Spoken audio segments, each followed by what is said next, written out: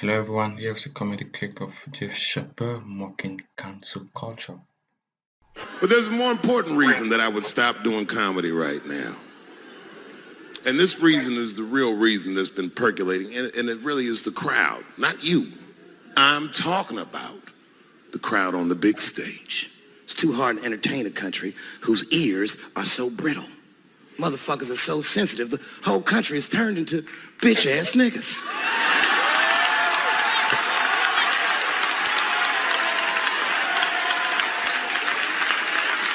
Everything you say upsets somebody.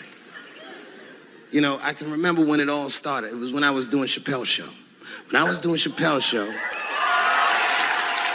I used to do the show, and then on the weekends I do like concerts and shit like that. So I'm doing a concert, and there was a couple in the front row, beautiful couple. The wife was obviously Asian.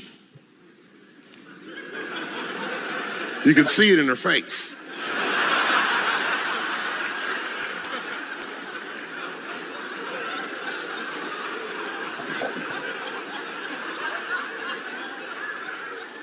The husband, this motherfucker was mysterious, to say the least.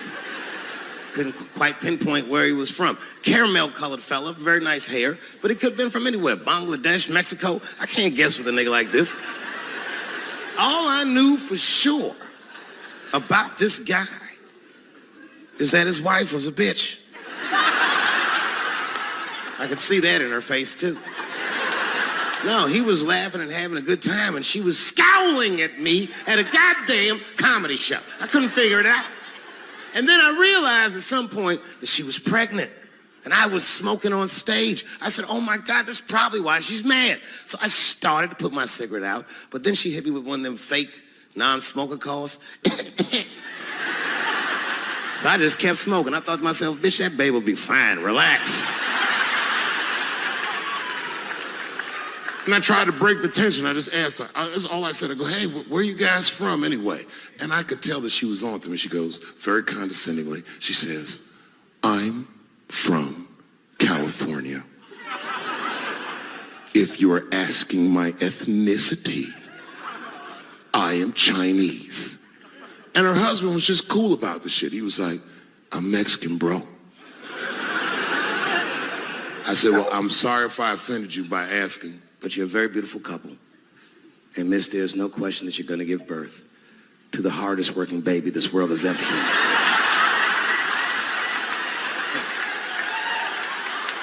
That's not a bad joke. She got very upset. She got up to leave immediately, but she didn't just leave. She had to take one last dig at me on the way out. I will never buy one of your fucking DVDs again, Dave Chappelle. I said, ma'am, with all due respect, Chinese people don't buy DVDs.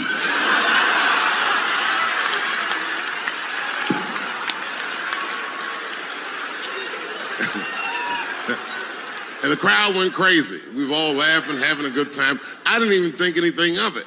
And then just 3 days later, this lady sends a fucking letter to my promoter telling him not to book me for shows anymore because I was, quote, racist, and I'm quoting her, insensitive to the nature of my interracial marriage. I was like, word, bitch, I was.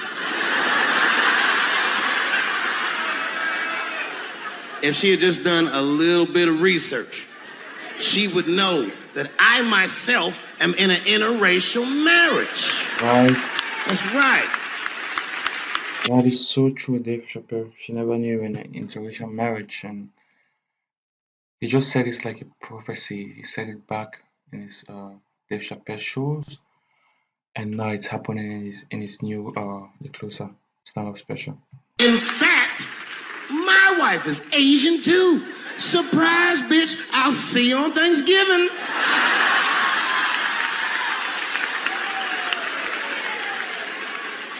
But my wife's not Chinese.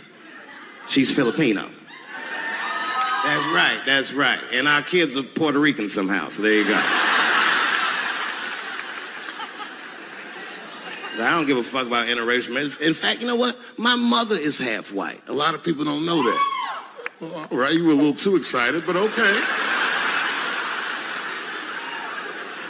A lot of people don't believe me when I say that, but it's true. You can't tell looking at me, but if I grew my hair out, you would think you was at a fucking Cat Williams concert. My shit is beautiful. But motherfuckers are just taking it too far. I don't know why or how everybody got this goddamn sensitive. You know who hates me the most? The transgender community. Right, that is definitely true. That is definitely true. This just relates back to the closer with this transphobic stand-up commentaries on the LGBTQ communities. Yeah. You know, when I was growing up, I was probably about 8 years old, and at the time, we were living in Silver Spring. Yeah. Yes. Common misconception about me in D.C. A lot of people think I'm from the hood. That's not true. But I never bothered to correct anybody because I wanted the streets to embrace me. As a matter of fact, I kept it up as a ruse. Like sometimes I'll hang out with rappers like Nas and them, and these motherfuckers will start talking about the projects. Yo, it was wild in the PJs, yo. And I'll be like, word, nigga, word. But I don't know. I have no idea. My parents did just well enough so that I could grow up poor around white people.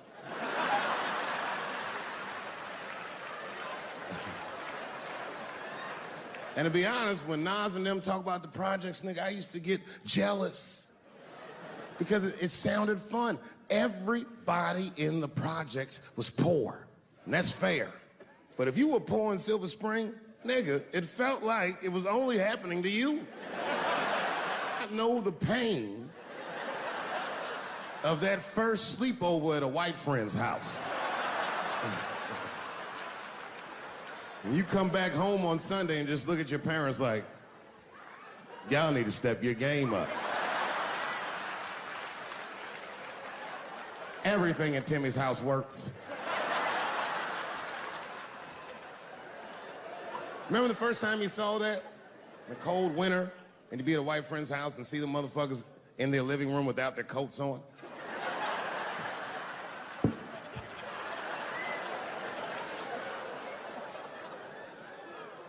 Timmy was one of my first white friends, like, in my life, man. He's a good dude, too. He moved to Silver Spring from Utah, of all places. I guess his family was affiliated with that Mormon church they got down there, and me and him used to hang out. And one day I was at his house, we were just hanging out, and Timmy says, Dave, why don't you stay for dinner tonight? I said, oh, man, I'd love to, but I can't. If I'm not home before dark, my mother will kill me. That was a lie. My mother had several jobs. I hadn't seen her in like 3 or 4 days. At that point in my life, it was my experience that white dinner wasn't delicious.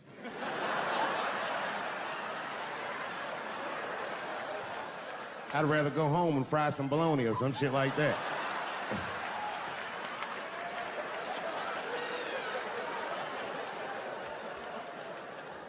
But then old Timmy threw me a curveball I wasn't expecting. He said, oh, it's too bad you can't stay, Dave, because Mom made stovetop stuffing. I said, what the fuck, stovetop? Well, hold on, nigga, let me make some phone calls real quick. I had seen that commercial so many times, I had dreamt of getting my hands on some of that stovetop stuffing. And finally, I met a motherfucker that actually had a box of stovetop in the house. I couldn't miss this opportunity, so I pretended to call my mother. And then I came back and I said, Timmy, you're not gonna believe this great news. Mom said I can stay. And he said, fantastic. He said, why don't you come with me and we'll help set the table and then we can say the blessing. I had no interest in setting this motherfucker's table or saying these crazy ass Mormon prayers. I just wanted that goddamn stuffing. My hands first. My plan was simple. Wash my hands slowly, and by the time I'm done, the table will be set, the blessing will be said, and all that there will be left to do is eat. Went to the bathroom. I washed my hands very slowly. I must have been in there for about 10 minutes. And suddenly, one of his mothers came to the door.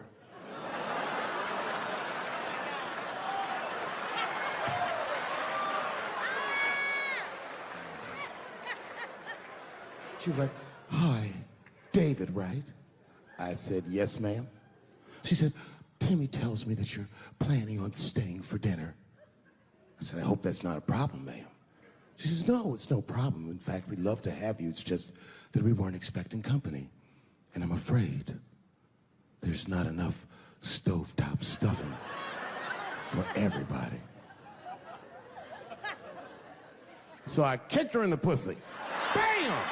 Ladies and gentlemen, I told you I'm dope, nigga.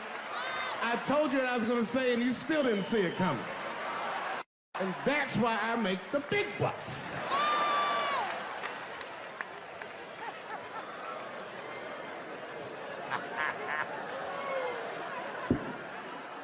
Oh my God. But there's a more important reason that I would stop doing comedy right now. And this reason is the real reason that's been percolating, and it really is the crowd, not you. I'm talking about the crowd on the big stage. It's too hard to entertain a country whose ears are so brittle. Motherfuckers are so sensitive, the whole country is turned into bitch-ass niggas.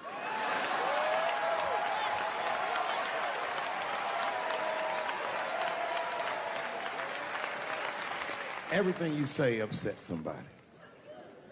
You know, I can remember when it all started. It was when I was doing Chappelle Show. When I was doing Chappelle Show,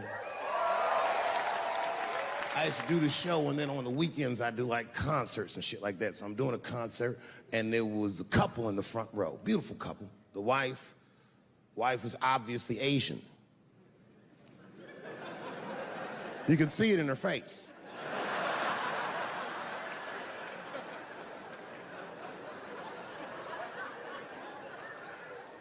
The husband, this motherfucker was mysterious, to say the least.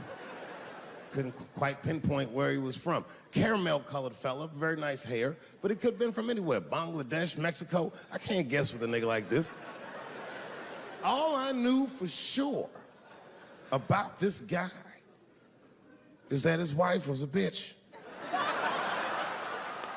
I could see that in her face, too. No, he was laughing and having a good time, and she was scowling at me at a goddamn comedy show. I couldn't figure it out.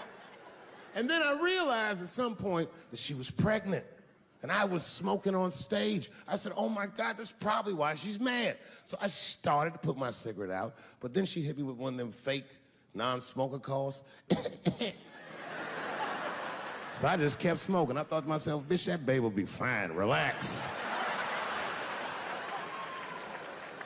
And I tried to break the tension. I just asked her. That's all I said. I go, "Hey, where are you guys from anyway?"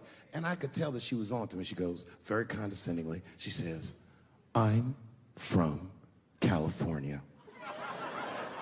If you're asking my ethnicity, I am Chinese." He was like, "I'm Mexican, bro." I said, "Well, I'm sorry if I offended you by asking, but you're a very beautiful couple. And miss, there's no question that you're gonna give birth to the hardest working baby this world has ever seen."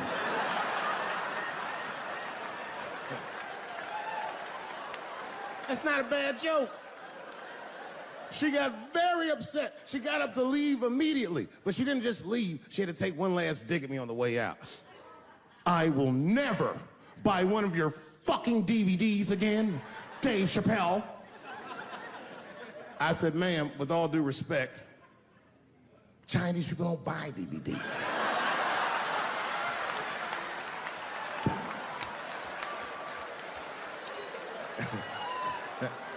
And the crowd went crazy. We were all laughing, having a good time. I didn't even think anything of it. And then just 3 days later, this lady sends a fucking letter to my promoter telling him not to book me for shows anymore because I was, quote, racist, and I'm quoting her, "insensitive to the nature of my interracial marriage." I was like, "Word, bitch, I was."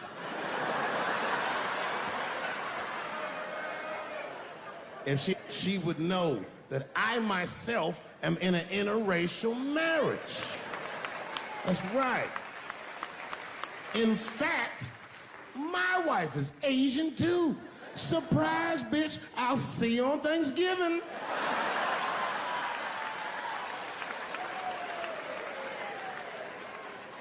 But my wife's not Chinese. She's Filipino. That's right. And our kids are Puerto Rican somehow, so there you go. But I don't give a fuck about interracial marriage. In fact, you know what? My mother is half white. A lot of people don't know that. Well, all right, you were a little too excited, but okay. A lot of people don't believe me when I say that, but it's true. You can't tell looking at me, but if I grew my hair out, you would think you was at a fucking Cat Williams concert. My shit is beautiful. Hello everyone, take a listen to a close-up of Dave Chappelle special.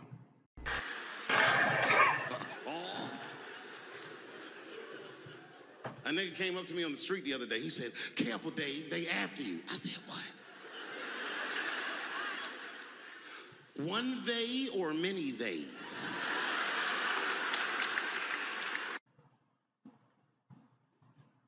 They have you 1 days or many days. Stay tuned. I wish Dave Chappelle could elaborate more on that. And I was on a plane. I was coming from overseas, and I don't know how this guy got a machine gun on the plane, but he stood up, man. He said, "Everybody, get on the fucking ground! Nobody look at my face!" I started freaking out because he was Chinese. I was like, "Why is he talking like that?" He was screaming and crying. I was the only brother on the plane. Well, I thought I was the only brother. I looked over. There was one other black dude. He's from Nigeria. I looked over at him. He was looking right in my face, man. He didn't say 2 words to me. He just looked at me. He was like...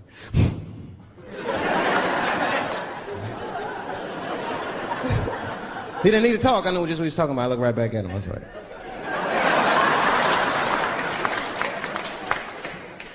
Some white dudes on the front of the plane seen us. They were like, "Oh my God.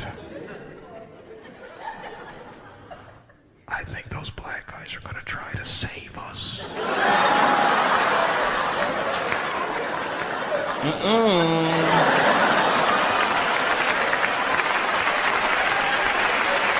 We were just communicating that we understood the situation. We were both seeing the same thing. What we understood was simple. Terrorists don't take black hostages. That's the truth. I have yet to see one of us on the news reading a hostage letter and shit. They is treating us good. We all chilling and shit. I'd like to give a shout out to Ray Ray and Big Steve and Central Newport.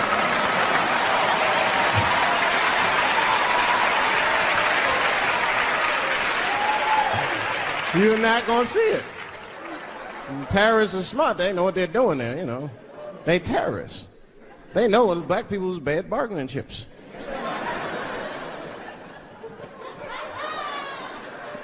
They called the White House.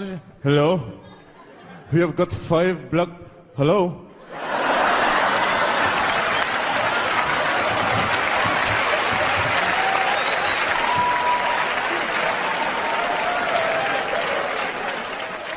It's really some scary shit.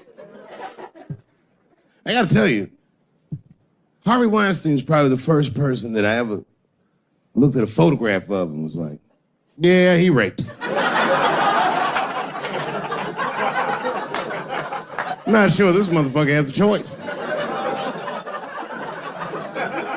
Not a handsome man. A lot of meat and extra skin on his face. Yeah, he's ugly. You know the sad part is, he's done so well in life, he probably doesn't know he's ugly.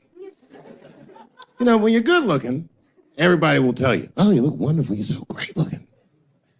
He ugly. You gotta figure that shit out for yourself. It's a lot of putting clues together. It really is. Why am I not getting in the club? I got all the right shit on.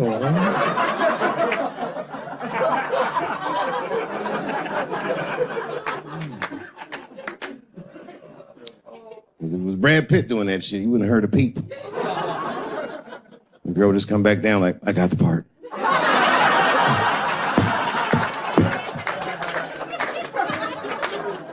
Yuck. Yet, it is important that I acknowledge, ladies, you are absolutely right.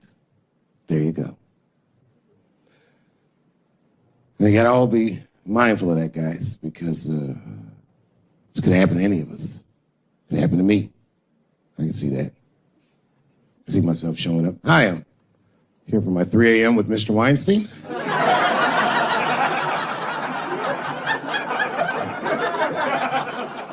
Hey, Harvey, I got your text. I'm here to talk about the script.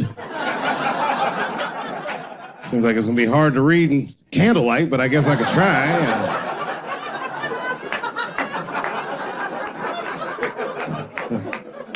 Sound like a fucking nightmare. Could you imagine that shit? Could you imagine if you was in a business meeting and a motherfucker pulled their dick out? In the middle of the meeting, I'd be like, yo, my man, this is the most unprofessional shit I've ever seen in all my days. Just let me finish, Dave Chappelle. I'll put you in all 3 Lord of the Rings.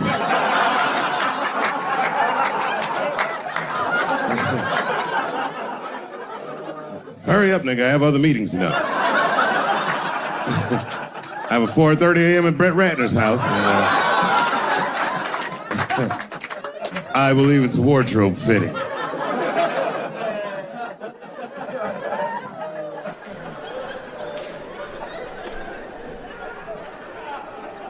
You gotta make life interesting like that, because the shit is flimsy.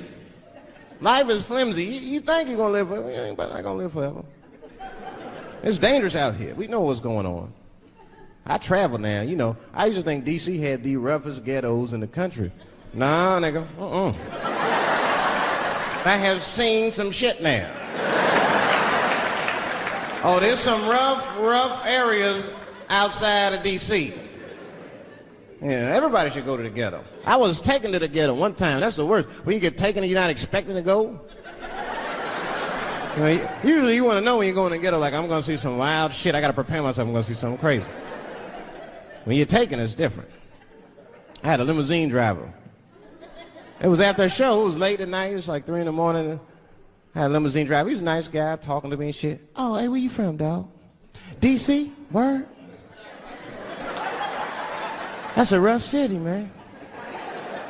And his cell phone started ringing. Hold on 1 second. Hello? Oh, what's up, nigga? What? What the fuck? Slow down. What? What the fuck? No! No! No! Fuck that, nigga. Fuck it. I'm on my way.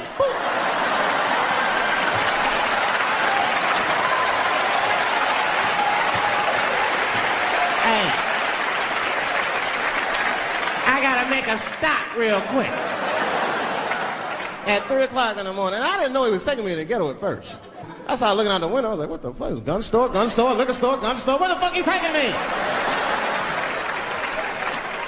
This don't look good. He didn't say shit.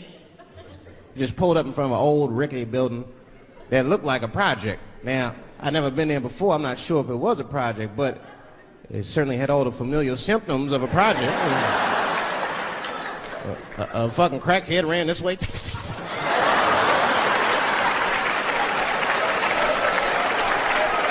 And then another one jumped out of a tree and shit. And I said, I'll be right back. And left me. Took the keys with him and just left me. At 3 o'clock in the morning, in front of a project, in a fucking limousine. This was not good. I was like, man, I gotta look around and see if I can see some landmarks and figure out where I'm at. Might have to escape on foot. Now, this is when I knew I was in a bad neighborhood. You only see this in the worst neighborhoods. Remember, it's 3 o'clock in the morning. It's 3 o'clock in the morning. I look out the window. It was a fucking baby standing on a corner.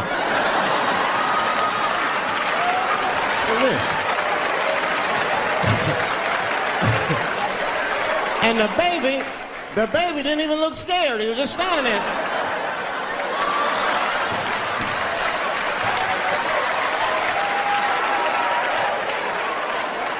I mean, it made me sad. It made me sad, really. You know what I mean? Because I wanted to help the baby. I was like, I don't trust you either. I'm sorry. Click. Click. The old baby on the corner trick, eh? I'm not gonna fall for that shit. Where's this limousine driver? You know, I start feeling bad. As time goes by, I start feeling worse. Like, man, what is wrong with me? What the hell's wrong? I'm scared of a baby. And this baby could be in trouble. He might need my help. I gotta do something. But I wasn't gonna get out the car. I'm serious, man. I just cracked the window a little bit. There's an old limousine. I could roll it down.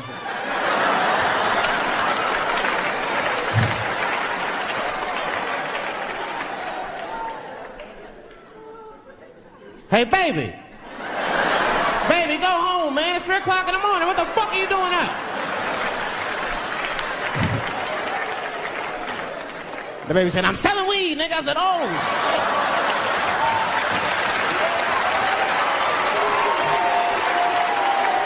I wasn't expecting that. I'm sorry, I had to buy 2 bags from him to calm my nerves. Let me get 2 coins.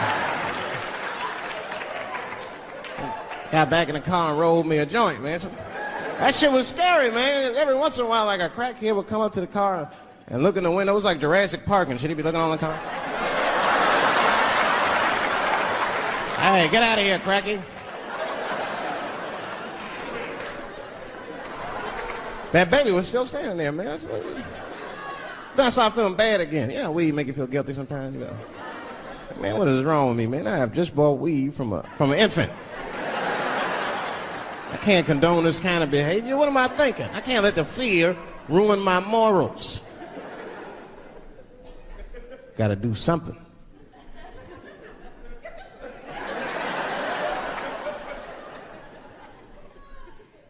Hey, baby. Stop selling weed, all right? You got your whole life ahead of you. He said, fuck you, nigga. I got kids to feed. I said, God damn.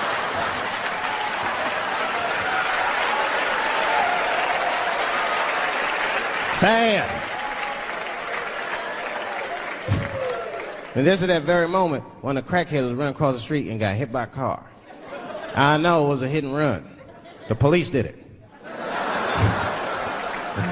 That's all right. They sprinkled some crack on him. He got back up. I almost protested the war in the beginning. Almost.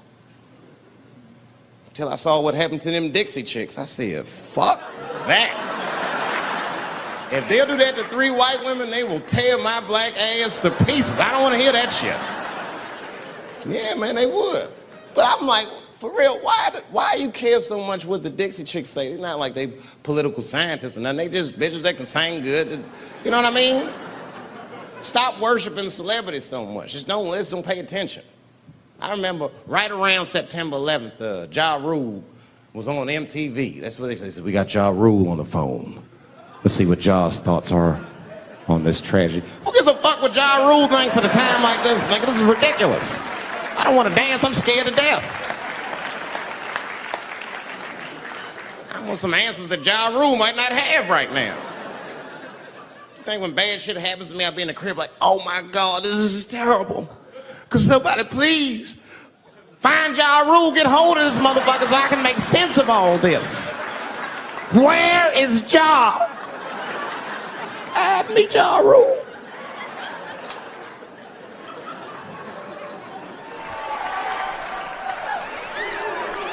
Yeah, I've been seeing that kind of shit, man. It's what it is. They use the TV to program us from a young age. You ever watch like a cartoon that you used to watch when you were little as an adult? That shit is wild shit. Some wild shit. I mean, like I was with my nephew. We sitting there, we watching Pepe Le Pew, and I say to my nephew, I say, now pay attention to this guy because he's funny. I used to watch him when I was little. And then we watched the Pepe Le Pew, and I'm old now. I'm looking like, good God, what kind of fucking rapist is this guy? Like, take it easy, Pepe. My nephew was sitting there cracking up. See, sometimes you gotta take the pussy like Pepe. Like, no.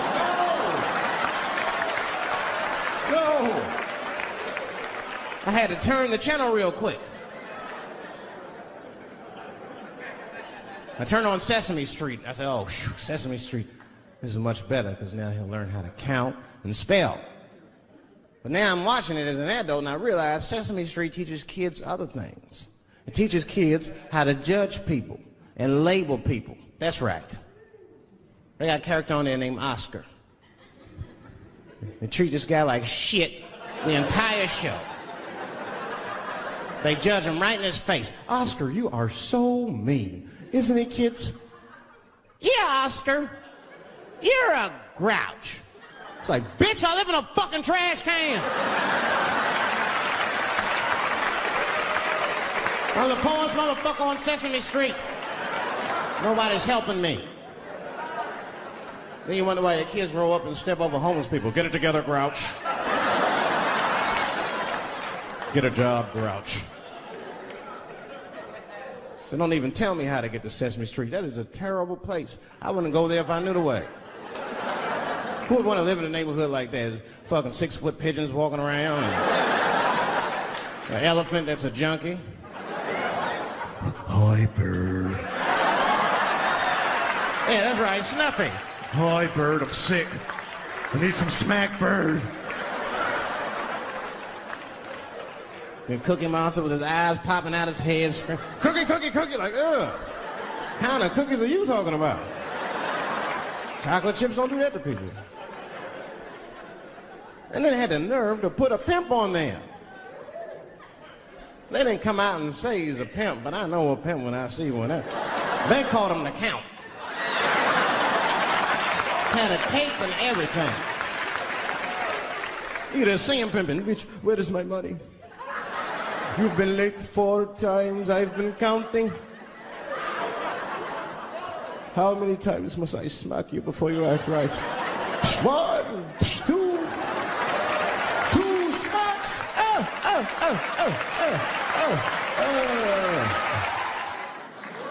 That's what I'm waiting for, because the timing of this Michael Jackson shit is what makes me doubt it.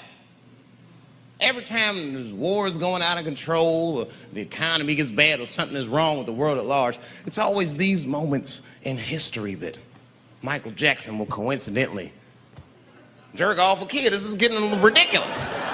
Like, are you planning this shit? Do you have meetings? Michael, thank you for coming. As you know, Michael, the war has not been going as well as we expected. There's been a lot of hiccups, and the public is asking us a lot of questions, of course, and, well, Michael, there's no nice way to say this, and all I know how to do is be direct, so let me just be direct. We're gonna need you to jerk off another child, Mike. I'm sorry. I am sorry. But it would really help out. Or maybe he did it. Who knows? Who knows? That's the thing. That's what I wanted to say. Who knows? Who the fuck knows? Mike, God, and this little boy know. That's about it. That's about it. The only reason that I can even talk about this shit is because everybody is speculating. They all think he did it. And I don't think he did it. I'm alone in this. I don't think he did it. I'm not gonna say I don't think he did it. That's too strong.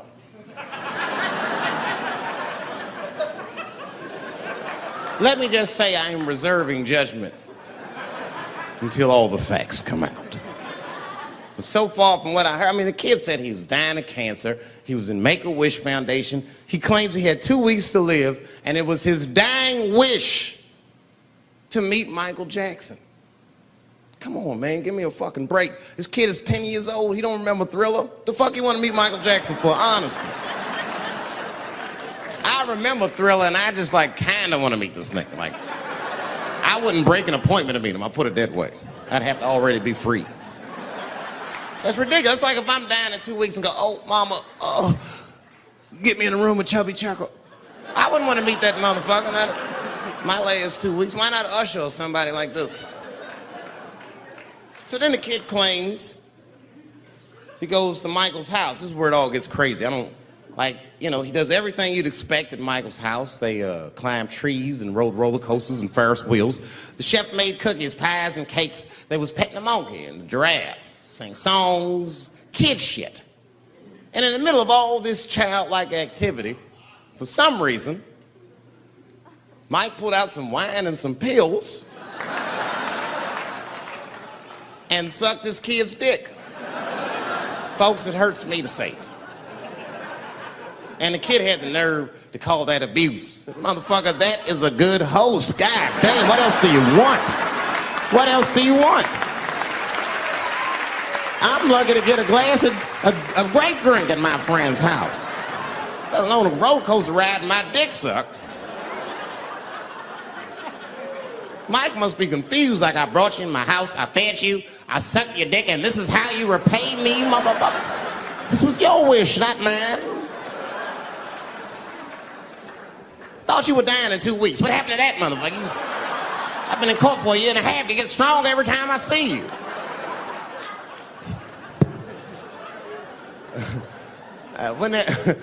This is fucked up. I shouldn't even say this fuck. Wouldn't it be some ironic shit if they found out through this case that the cure for cancer was Michael Jackson sucking your dick somehow? Like if Mike had powers like Green Mile and all the kids like, please, Mike, suck our dicks. Never again. He didn't appreciate it. Can we at least study your saliva? Please, Mike.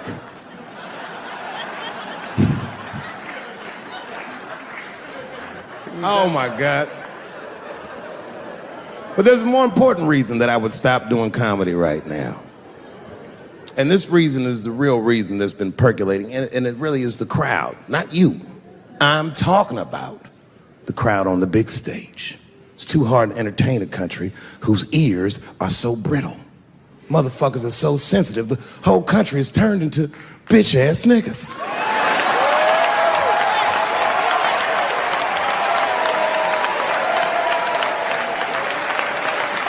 Everything you say upsets somebody. But motherfuckers are just taking it too far. I don't know why or how everybody got this goddamn sensitive. You know who hates me the most? The transgender community.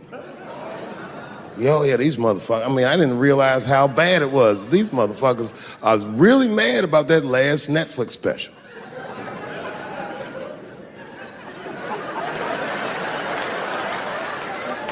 It's tough, man. I don't know what to do about it because I like them. I always have. Never had a problem with them. You know, just fucking around. As a matter of fact, I think I make fun of everybody, and I mean, as a group of people, they have to admit, it's kind of fucking hilarious, man. I'm sorry, bro. It's like, I've never seen somebody in such a hilarious predicament not have a sense of humor about it. They're born feeling like there's something other than they're born as, and that's kind of funny, you know? I mean, it's funny if it's not happening to you. I believe transgenders. I don't understand them either, but I know they mean what they say. Them niggas cut their dicks off. That's all the proof I need. I've never seen somebody just throw their dick away. Don't need it.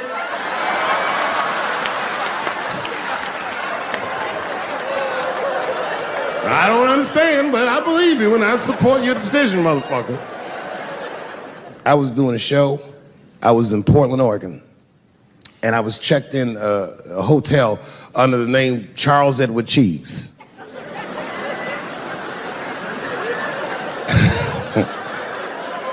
I came back to my room late at night, and there was a note. It was like a letter on my desk. It was addressed to Mr. Cheese.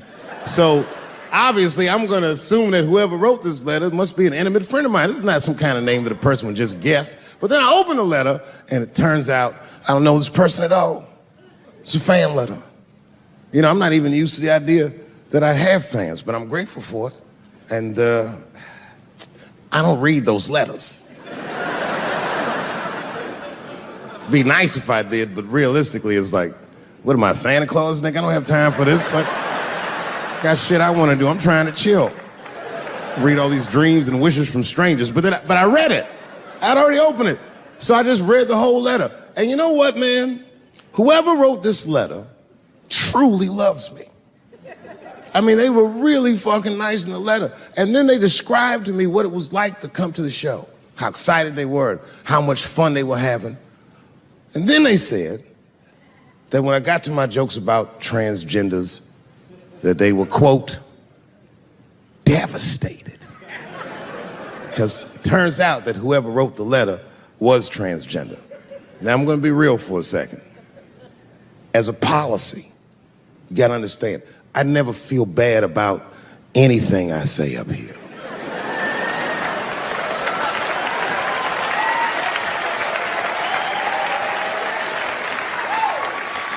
And I would never admit this to you if I hadn't locked your phones up. But it was the weirdest thing. Like, when I read this letter, this shit made me feel bad. I didn't feel bad about what I said, you understand? I felt bad that I made somebody else feel bad. To be honest, I don't even know what I said that upset that person. I have so many transgender jokes.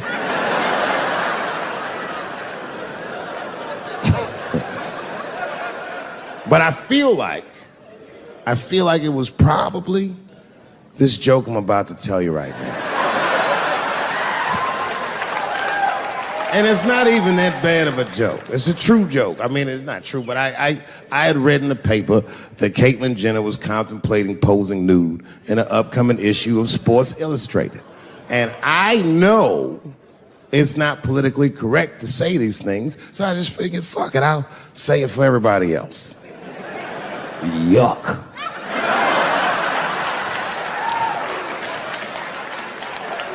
You know, sometimes I just want to read some stats. I don't know why you're gonna cram some man pussy in the middle of the sports page like this. I just didn't think that was the place for it. But I wasn't saying anything like Caitlyn Jenner's a bad person. I'm not mad at her for doing it. Not even mad at Sports Illustrated. If I'm mad at somebody, I'm probably just mad at myself. You understand? Because deep down, I know that I am not strong enough to not look at those pictures.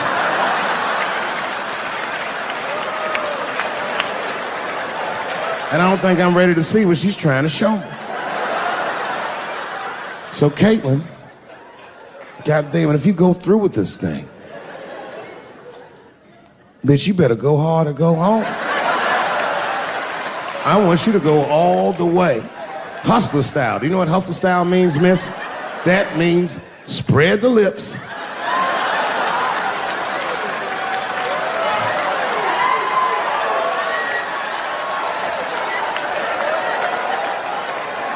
I hope she spreads her lips and there's an itty bitty dick inside. Ah! The show is behind the curtains.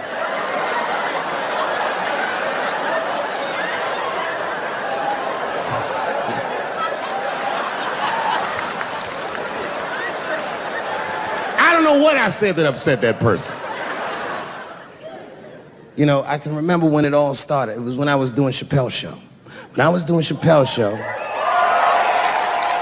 I used to do the show, and then on the weekends I do like concerts and shit like that. So I'm doing a concert, and there was a couple in the front row, beautiful couple. The wife was obviously Asian. You could see it in her face.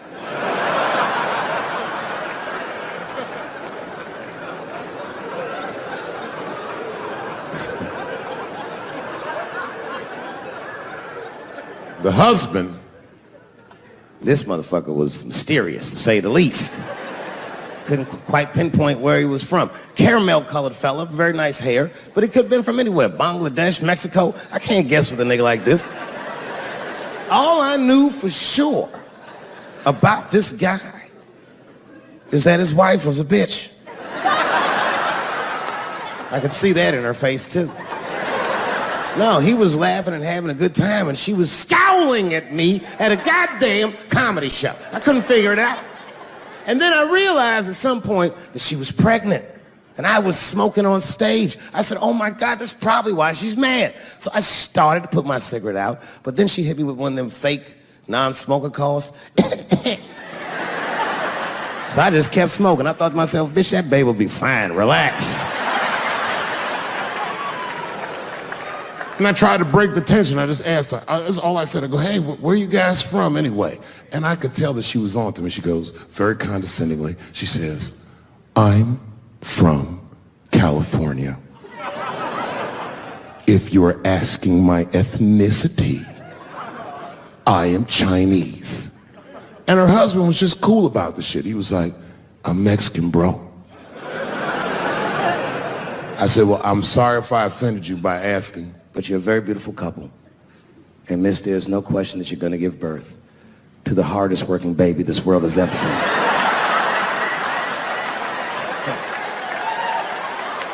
That's not a bad joke.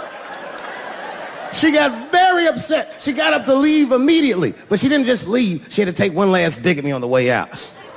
I will never buy one of your fucking DVDs again, Dave Chappelle. I said, ma'am, with all due respect, Chinese people don't buy DVDs.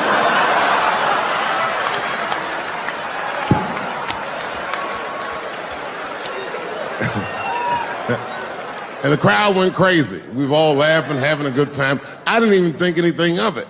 And then just 3 days later, this lady sends a fucking letter to my promoter telling him not to book me for shows anymore because I was, quote, racist, and I'm quoting her, insensitive to the nature of my interracial marriage. I was like, word, bitch, I was. If she had just done a little bit of research, she would know that I myself am in an interracial marriage. That's right. In fact, my wife is Asian too. Surprise, bitch, I'll see you on Thanksgiving.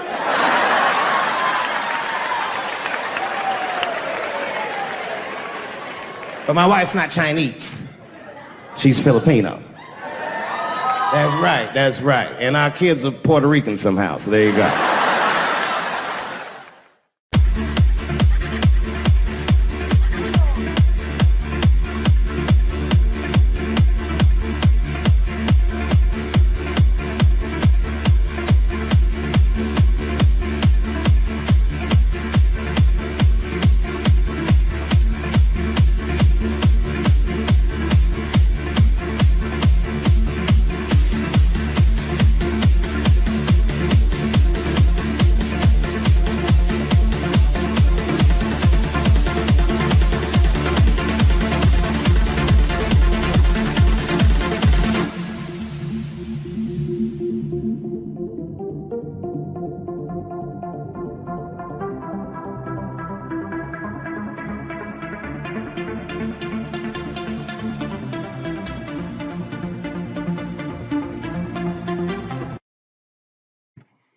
Hi guys, good morning, good afternoon, good evening. I want you guys to take a listen to this Dave Chappelle 2014 stand-up special. His voice there is so hilarious. Like, just from hearing his voice, you just allowing. He doesn't even need to say anything. Listen to it. Boy, they'll make it good to come home, boy, I swear. I know, man. It's been a while. DC's different. I mean, God, man, it took me years to be able to do this show, boy. DC has changed. It's different now.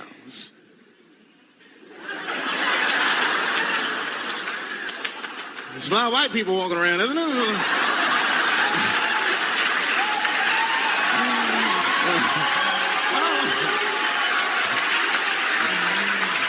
I mean, I left DC in the 80s.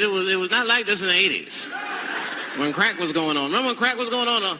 White people be looking at DC from Virginia, but not. When crowd was going on, white people were looking at this from Virginia. So it means white people were not living in this when crowd was going on. They were living in Virginia. Binoculars and shit, huh? Well, that looks dangerous. Not yet. New white people. You can't scare these white people. I tried. Roll up on them. Boo! The hell is wrong with you?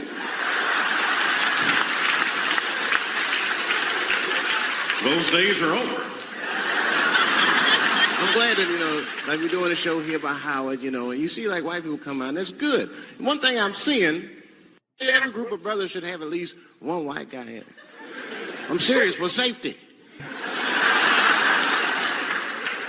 Because when the shit goes down, somebody's going to need to talk to the police.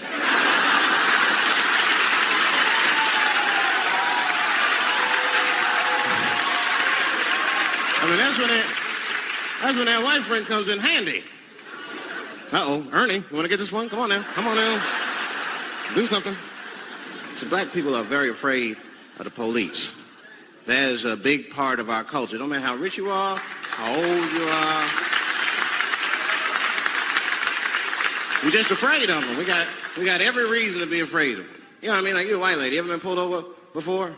And what they say, let me see your driver's license and your registration, right? See, I'm just guessing. That's not what they say to us. Well, you wouldn't believe what they say to us. Spread your cheeks and lift your sack. Like, what the fuck? Excuse me? You heard me. Spread open your cheeks and lift your sack. I got a driver's license, too. There's easier ways to prove who I am and shit. What does that prove? I can't go to the bank like that. Cash my check. What do you mean you don't have any ID? Wait a minute.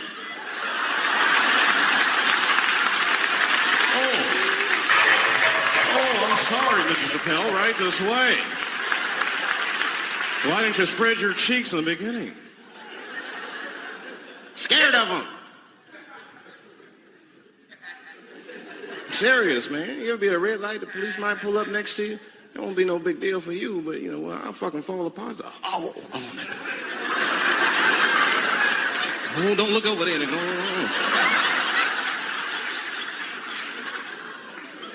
But I didn't always know that was a black thing. It took me a while to figure that out. I learned that shit in New York. I was in New York City. Now, I was hanging out with a friend of mine. He's a white guy, We were just hanging out. And we were lost in the city. We were smoking a joint. Now, I don't know if it's a coincidence that we were lost and high and shit, but... my white buddy, he was smoking a joint. Dave, it's the goddamn cops.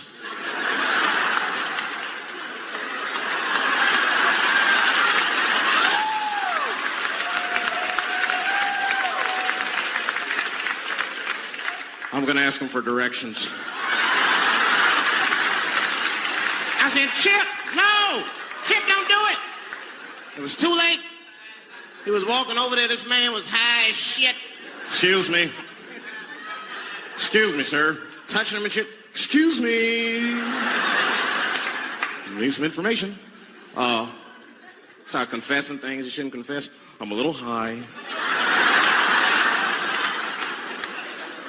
All I want to know, which way is 3rd Street? The cop was like, hey, take it easy. You're on 3rd Street. You better be careful. Go ahead, move it. Move it. And that's all that happened. That's the end of the story. Now, I know that's not amazing to some of you, but you ask one of these black fellas, that shit is fucking incredible, isn't it? I'm sorry, a black man would never dream of talking to the police high. That's a waste of weed.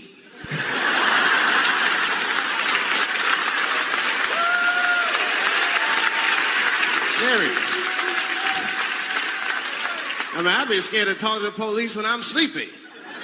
They fuck around and get the wrong idea and shit. Oh my God.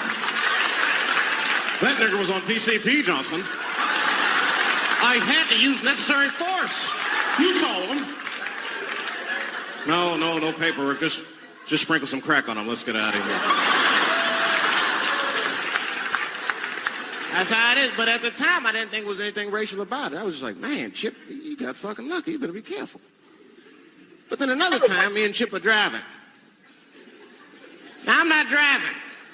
Chip is driving, and he's driving a little crazy. He'd been drinking. Now, I don't like to let my friends drive drunk, but, you know, I was smoking a joint. I couldn't really say shit to the guy.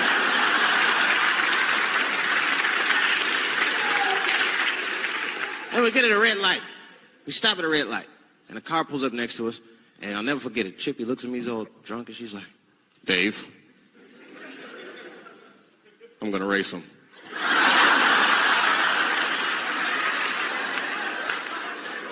I knew it was a bad idea, but I was high.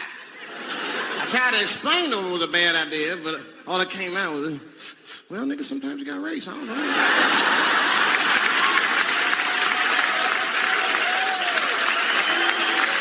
Man, that light turned green and Chip took off, zigzagging and shit so no one could pass me. The other car didn't even know he was racing.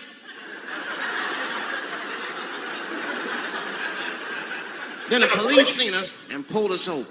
Now, you understand, I'm scared as shit. I mean, come on, the car smells like weed. I've been speeding. This man is fucking drunk. I was scared.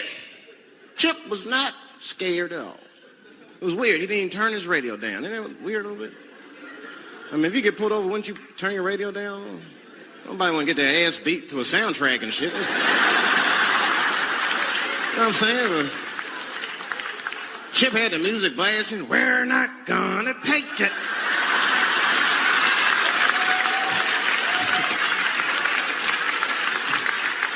He looked at me and said, Dave, just relax. Close your butt cheeks. Just relax. Let me do the talking. You want to know what he said? This is almost exactly what he said. I couldn't believe it. He says, oh. Sorry, sir, I didn't know I couldn't do that. I was fucking shocked. The cop said, well, now you know. Just get out of here. Just get the fuck out of here. Chip said, okay, I will, sir. Thank you. What? What's wrong with you, Dave? I didn't know I couldn't do that. He said, that was good, wasn't it? Because I did know I couldn't do that.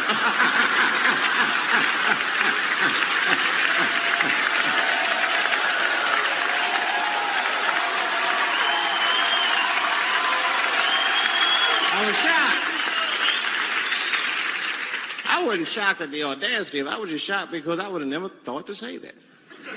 I don't think any black dude would think to say that because they know we know the law.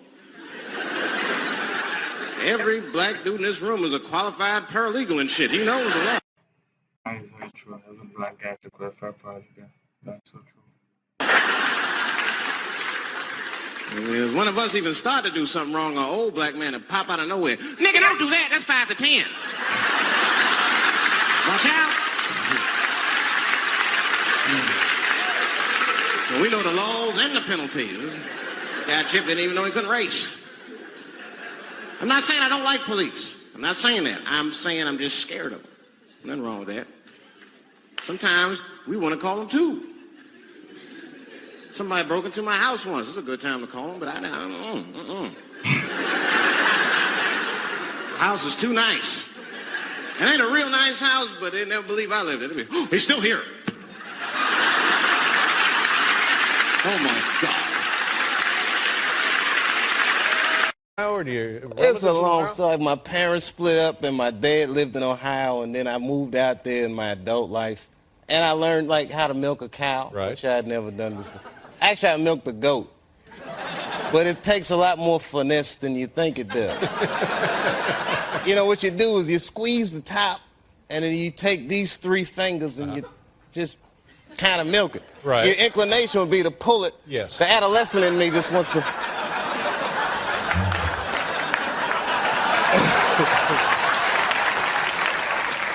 But it was great, man. It's kind of nice because you get away from all the struggle and strife of urban life. Like, you know, ever since the war and the election, there's so many other things going on that kind of fall by the wayside. Yeah. It's big stories. Like Roy got bit by a tiger. I don't know if you heard about that.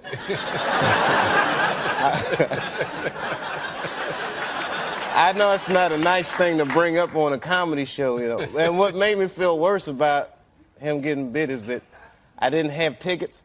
Because, you know, I would have liked to have seen something like that. Well, it certainly was a surprise for the audience. Yeah, absolutely. Yeah. I'm looking for the tape. Like, I'm hoping that Real TV shows, you know that show Real TV? Yeah. They'll show it, and then they'll put a voiceover underneath it to make it worse. Like, this guy thought he was going to beat a tiger on the head with the microphone. It looks like the tiger's in control of this show, Roy. You know. Well, that was a big one. A lot of stuff happened. There was the blackouts. Oh, my God. Wasn't that awful? It was really scary. Yeah. You know who actually enjoyed it, though? The homeless. I went outside. They were all like, well. It's not as easy as it looks, is it, Dave? That was a big deal. Yeah, it puts everything in perspective then, doesn't it? Yeah, it was crazy. Now, do you when you're out there in the farm, do you miss the city? No. I mean, you know, every once in a while you're going to miss, like, that exciting city life. But I got digital cable, man, so I watch everything. If I want to see some crime and criminals, Law and Order, Oz, I can watch all these things and feel right at home. Sometimes I'll pee in the living room to get that New York smell going. I see. Well, that's certainly refreshing. And everybody's so much more conservative than me out yeah. there. I mean, from, like, just personally and politically, like, you know, politically. I almost went to this war demonstration. I almost went. Until I saw what happened to them Dixie chicks. I said, forget that. Yeah. If they do that to 3 white women, they're going to tear my black ass to pieces. And just stay in the house and hope for the best. Well, now tell us about the second season of Chappelle Show. Tell us about the show, and then tell us about the second season. Well, It premieres January 21st. I know that. First of all, I got to say thanks to everybody who watched, because I'm amazed that I even get a second season. Well, that's good. Yeah, I'm very excited. But my show, it's crazy, man. It's a sketch comedy show. We shoot all the pieces like remote pieces. We shoot them on location. So it's kind of like doing stand-up with visual aids. It's a real personal show. And at times, I guess we walk the line of edgy, which is not what I'm doing on purpose. It's just that, you know, I'm used to working nightclubs. If you do a nightclub act, you know, anywhere but a nightclub, it seems edgy. That's right. So the show is insane. Yeah. Yeah. The show is insane. It's insane. It looks crazy. Well, good. I'm not crazy, but it looks well, I thank you very much for leaving Puerto Rico to come up here tonight. Man, are you kidding? It was an honor, Good man. to see you. Thank you very much. Good luck with the show. Dave Chappelle, ladies and gentlemen. We'll be back with Carmen Electra.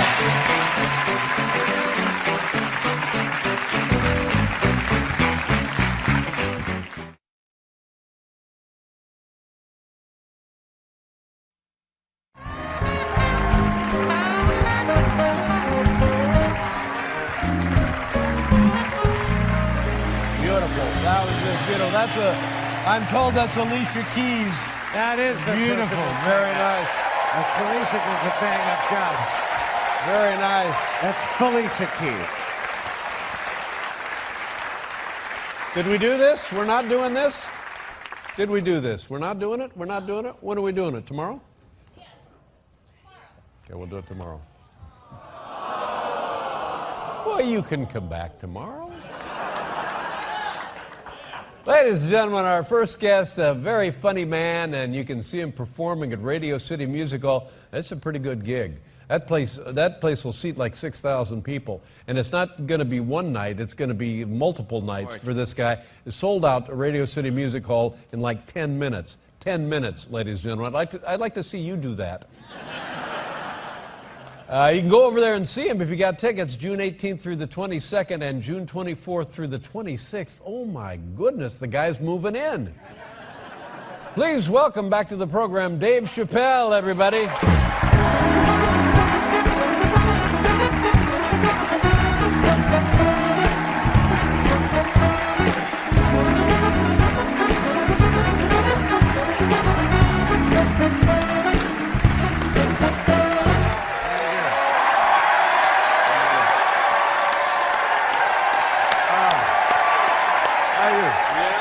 That's right. You got that right. Man. How are you, Dave? Wonderful.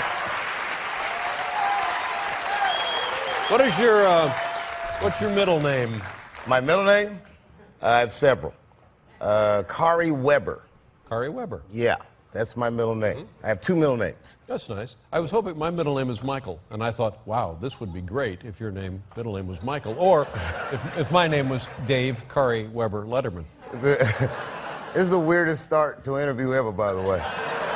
And I never knew that your middle name was Michael. Yeah, well, there you go. How I about don't know that? how I'm going to use this information. Yeah.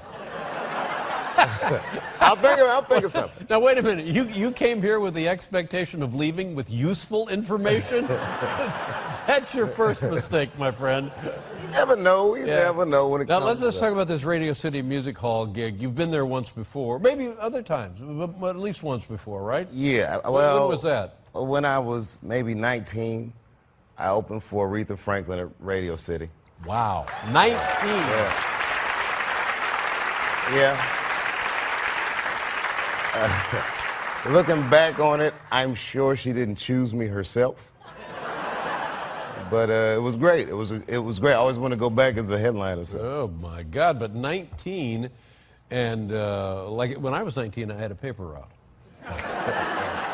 But looking back on it, were you prepared at 19 for that kind of a gig? Yeah, it was 15 minutes. I had about 30 minutes then. Mm-hmm. You know, I was prepared enough. Yeah. I mean, was I as good as Aretha Franklin? No. Well, no. But my job is just to get people used to looking at the stage. I'm the opening act. Yeah. It mattered to me if I did good, but nobody really cared. Is this, now, at a big gig like this, they have a rehearsal? Do they have a walkthrough? Do they have like a sound checks and that kind of thing? I don't know. I imagine there'll be a sound check. You know, you can either go or send a guy. Right. But when you were 19, did you go for a sound check? Well, I skipped it, which was a terrible mistake. That was a mistake. It was a terrible mistake. I skipped the sound check, and nobody could hear me for the first 3 minutes. Mm-hmm. But you know what it is, Dave? You've been a stand-up for many years, and you know, you probably get that question when people say, oh, my God, you're a comedian. Well, what happens if you go out there and you tell your jokes and no one laughs? Mm-hmm. Nothing happens. You get paid the same, you're not going to die, nothing bad happens. So I keep it all in perspective. It's not the... Well, good for you to keep it in perspective, because it's something that I was never able to keep in perspective. And believe me, I have been on more bombing runs than the Enola Gay.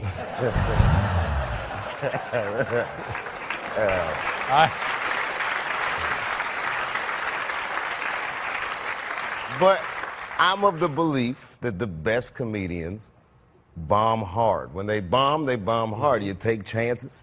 Sometimes you fall flat, sometimes you do great. I think that's my favorite comedians did that. Now, in having this discussion not so very long ago with Jerry Seinfeld, he said that when he's in a situation where he senses that things are not going his way is when all he does is rely on the material. He doesn't worry about anything else. He just goes right on with his material, and sooner or later he will prevail. Do you have that experience? Not at all. No. No. We'll be right back with Dave Chappelle, ladies and gentlemen.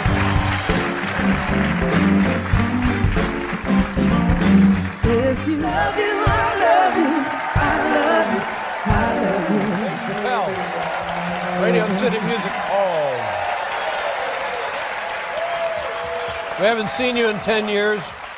And tell us what you've done. I believe this is correct. Since the last time I saw you, you now have 2 additional kids. Is that correct? Yeah, I'm a baby-making machine, Dave.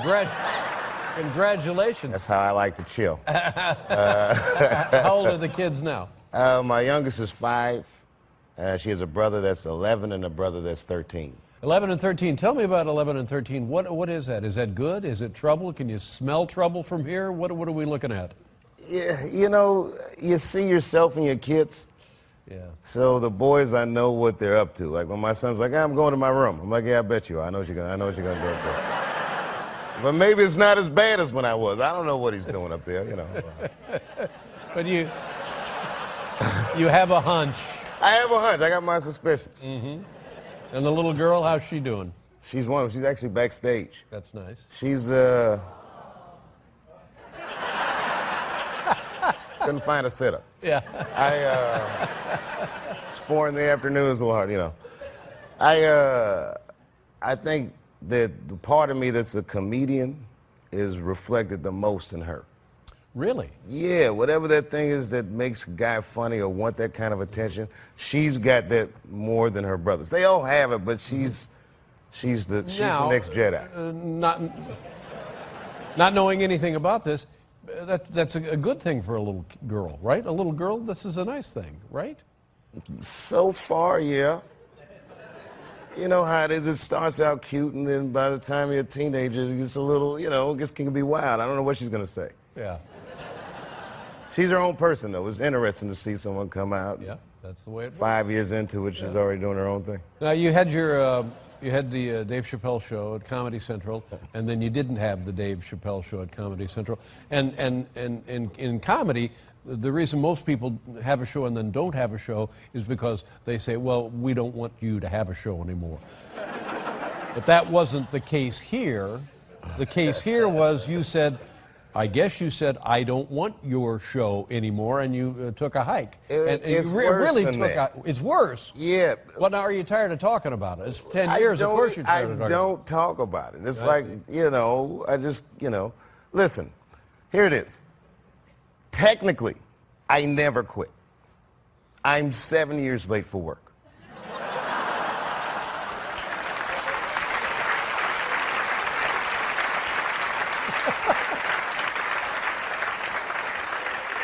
Boy, are you going to be in trouble when you go back. Well, no, it's like getting divorced in the 50s. People didn't go to divorce court. They just look at their wife like, baby, I'm going to go get a pack of cigarettes. I'll be right back. Mm-hmm. And then they just leave with the clothes on their back and make a go of it. Yeah. And it wasn't even the internet back then. You could move 11 miles away and have a whole new life. 11 miles. Yeah, that's all it would take. I've never seen her again. Just stop going to the same places. Is this yours or mine? It's yours. Wouldn't that be weird if I drank your water? Not at all.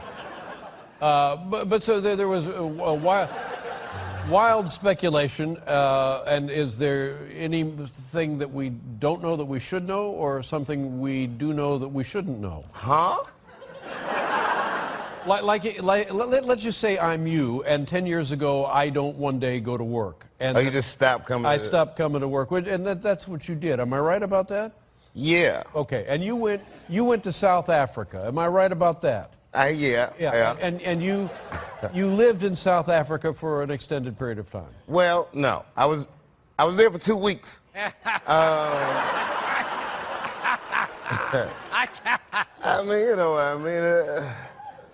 There's not too many good hiding places left in America. But am I right about this? There was great mystery about this strategy on your part, was there not? I don't know. Because when it was all over the media, I was gone. And then if you're the guy, nobody really says anything to you.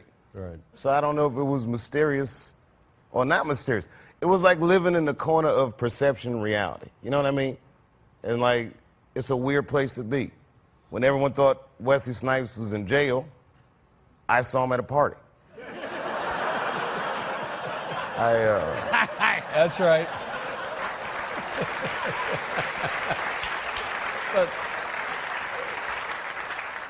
But here's what I remember about it. Comedy Central, your former, that's where the show was. The show had been on the air 2 years, maybe 3 years? 2 years. We were shooting our third season. And you were, and there's a negotiation, a renegotiation, and they said, here, we're going to guarantee you an enormous sum of money to continue doing the show because it's so successful. And then, apparently you agreed to it, and then where did he go? The show stopped and never came back. And like you said, 7 years later, you're just late for work. So a decision was made. You made a decision. Oh, yeah. I made a series of decisions. Do you regret saying, I don't want this enormous sum of money? Well, okay, look, Dave. It's very hard to go through something like this because no one's really done it before. So there's not too many people that don't think I'm crazy, right? So I look at it like this. I'm at a restaurant with my wife. It's a nice restaurant. We're eating dinner. I look across the room. I say, you see this guy over here across the room? He has $100 million. And we're eating the same entree. So, okay, fine. I don't have $50 million or whatever it was. But say I have $10 million in the bank. The difference in lifestyle is minuscule. The only difference between having $10 million and $50 million is an astounding $40 million.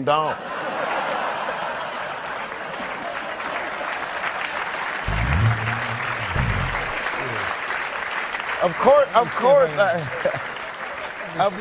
would like to have that money. You're right. It's $40 million is the difference. Yeah, you know, because when you quit, like my friends will try and make me feel better, but no one's been through that, so they'll say not stupid stuff. It's nice, but they'll be like, well, you know what, Dave? At the end of the day, you still have your integrity.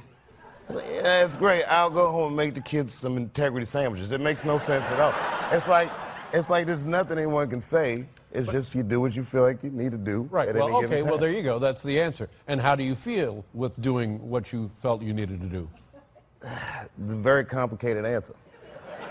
Because I've felt a variety of ways in the last 10 years. You know, whenever there's something that I'd like to have, that I could have afforded, that I can't now afford, well, then I'm upset about it. But then when I see a guy going to a job that's time-consuming and he doesn't have the free time to do the things that I get to do, then I'd feel good about it. But overall, in your heart, in everyone's heart, we know money is not the answer or the solution. Money is the fuel for choices. Money gives me choices.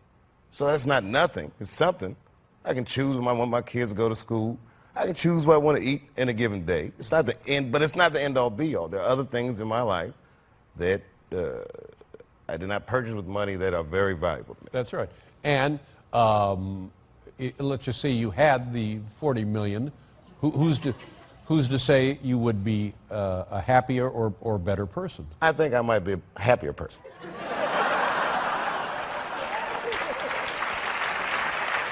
I don't know.